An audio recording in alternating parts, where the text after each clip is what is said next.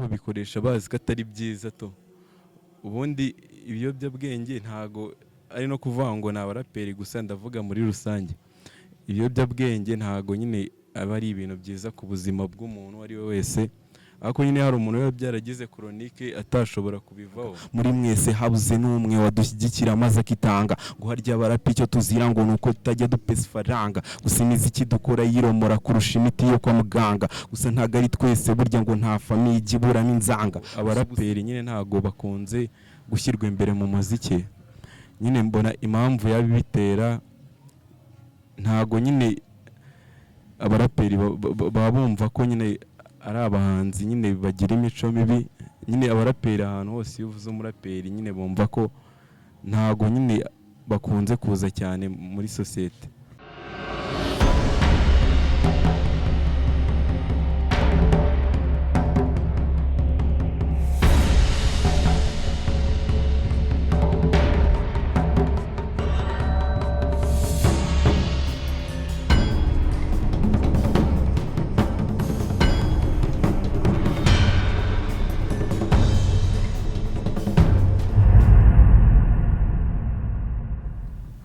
Hello guys, nuko mubimenyereye ni Damuru wanyu. Iyi ni Ego Talent Rwanda igamije kuzamura impano z'urubyiruko zigiye zitandukanye. Hano rero turi kumwe n'umujene araza gutangira atwibwira niki akora, amazina ye, ubundi tubonereho kugenda tumubaza.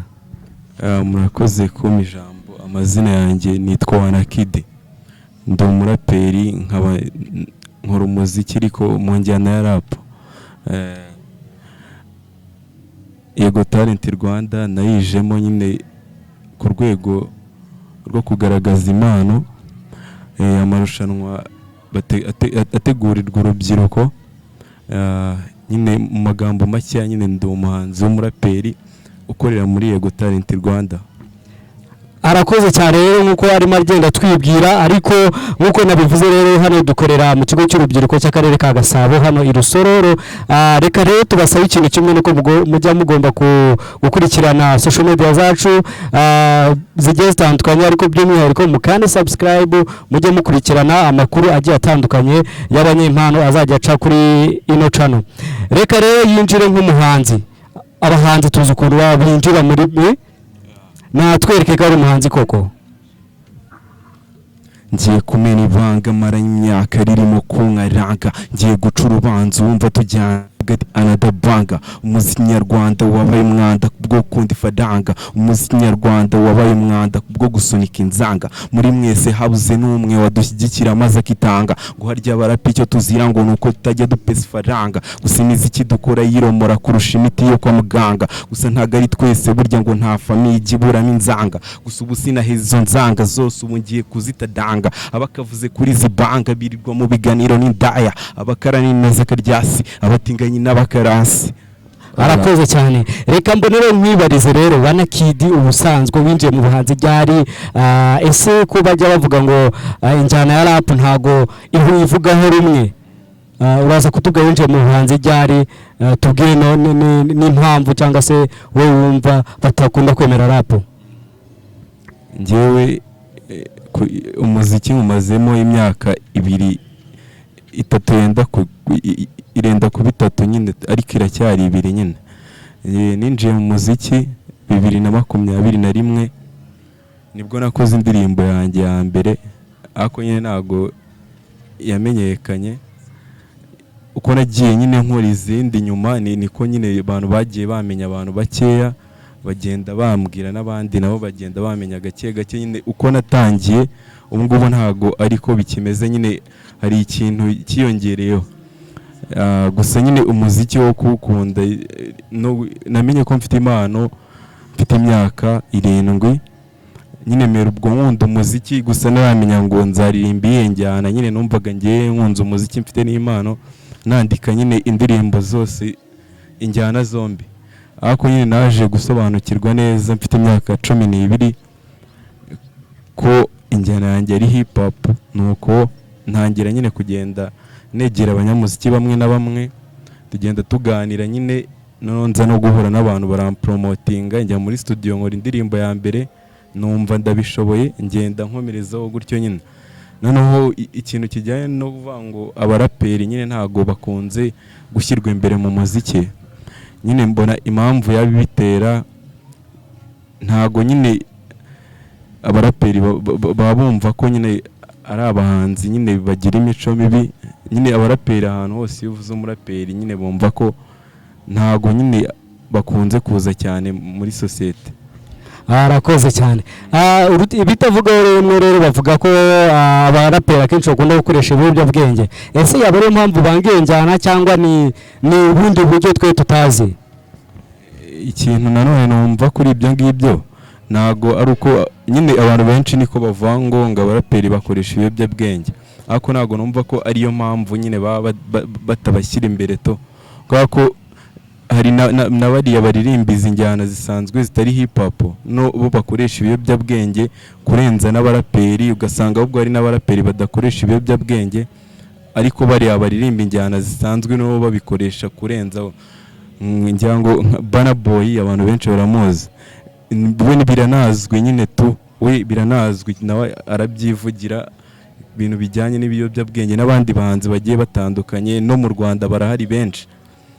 Ntago nyine rero kuvuga ngo abaraperi nibo bakoresha ibiyobyabwenge cyane, ariko nanone mbona ikindi kintu kibitera bashatse kubima umwanya none nabo bacika intege nyine ntibabigiramo imbaraga nyine birangira gutyo izindi njyana zibaganjije.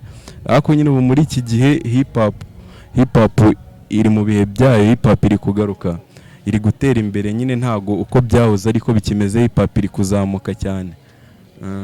Urakoze cyane. Ni ukuvuga ngo rero nyuma yo kumva uburyo usobanuye, reka twebwe turi hano kugira ngo tuzamure izo mpano. Kenshi ni ibintu bigarutsweho cyane, bagaruka ku bintu by'ibiyobyabwenge ko abahanzi b'abaraperi bakunda kubikoresha. None ni ihe message ushobora guha bagenzi bawe babikoresha? Gusa twebwe icyo dushize imbere nuko nta ufite ukoresha ibiyobyabwenge impano biragoranye kugira ngo izamuke. Ni benshi twe tubona abaraperi babikora ariko kubera ibyo biyobyabwenge ugasanga ya mpano yabo icitse intege. So niyo mpamvu rero twe twifuza nk'urubyiruko niba dufite impano tuyizamure neza kandi twirinda n'ibyo biyobyabwenge, dore ko akenshi ari nabyo bikunda kudushora mu mibonano mpuzabitsina idakingiye, kwandura virusi itera sida n'ibindi byinshi cyane. Tuzamuke mu myidagaduro. None rero twe icyo twifuza nuko dushaka guhashya cyangwa se ibyo biyobyabwenge duciye mu mpano, tukazamura impano ariko hari ubutumwa dusigira bagenzi bacu. Yego, ese hari ubutumwa ushobora guha bagenzi bawe mbere yuko duza gusoza ino interview? Ni iki wifuza kubwira abafana bawe bagukurikiye cyangwa se bazanareba ino channel cyangwa se bazareba n'ino video? Gira ubutumwa ubahereza. Ubutumwa bwa mbere ni kuri abo bantu bakoresha ibiyobyabwenge, ntago nyine navango nyine nabo babikoresha bazi ko atari byiza to. Ubundi ibiyobyabwenge ntago ari no kuvuga ngo n'abaraperi gusa, ndavuga muri rusange. Ibiyobyabwenge ntago nyine aba ari ibintu byiza ku buzima bw'umuntu ari we wese, ariko nyine hari umuntu we byaragize chronique atashobora kubivaho. Nyine inama nagira abantu bo batarabikoresha nyine babyirinde, kuko nyine nibabyishyiramo nibabyishoramo bizarangira nabo babaye chronique, birangire gutyo nyine abantu bose bagende bapfa gutyo nyine. Ahubwo bagafatiyeho mu gihe bataratangira kubikoresha bakamenya ko atari byiza bakabireka, none nabo bikoresha, kuko ntago hari umuntu ubutabwira ngo abireke ngo abishobore. Bo bakagabanya ahubwo cyangwa se bakirinda kubikorera muri public, niba byarabananiye kubikontora wenda bakajya babikorera ahantu hihishe atari ku muhanda nyine muri public, bigisha n'abatarabikoresha. Urakoze cyane. Tubwire rero mudusoza, ese ubona iyi gahunda ya Go Talent Rwanda igamije kuzamura impano ni akahe kamaro ifite? Ko tubona entertainment zigiye zitandukanye zikora ama event, ni akahe kamaro ibafitiye nk'urubyiruko? Go Talent Rwanda akamaro ifitiye urubyiruko nyine ubwo ngubwo abayimenye nyine barahari, hari n'abatarayimenya ariko nabona abashishikariza kuyimenya. Go Talent Rwanda nyine ni present nyine ifasha urubyiruko kuzamura impano iyo ari yo yose, nta mpano ihejwe kandi nyine hakaba hariho na bonus nyine bashyiraho, ntago ari ukugaragaza impano gusa, nyine iyo ubishoboye koko ukabyerekana bya nyabyo uhabwa n'ibihembo. Kandi Yego Talent Rwanda nyine ni ahantu umuntu yawugira nyine akirinda kujya muri ibyo bintu bindi byakujyana mu biyobyabwenge, muri iyo mico mibi yindi. Nyine ni ahantu umuntu yahugira akazamura impano ye kandi akahahurira n'abandi bantu benshi, nyine bigatuma wubaka ejo hawe, ukazamura impano yawe nyine utanyuze muri ibyo biyobyabwenge nk'abandi cyangwa se mu yindi mico mibi. Arakoze cyane rero, iyi yari gahunda ya Yego Talent Rwanda, twe turi kumwe n'umuhanzi w'umuraperi Wana Kid uri mu nzira yo kuzamura impano yiwe. Reka mbasere kujya mukurikirana YouTube channel yacu, mukanda subscribe, mukora comment kugira ngo